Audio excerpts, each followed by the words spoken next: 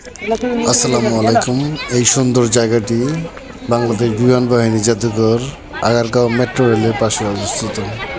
আপনারা এখানে আসতে পারেন, ফ্যামিলি নিয়ে বাচ্চাদের নিয়ে ঘুরতে আসতে পারেন। সুন্দর পরিবেশ, আশা করি মন ভালো হয়ে যাবে। ধন্যবাদ সবাইকে। আল্লাহ হাফিজ।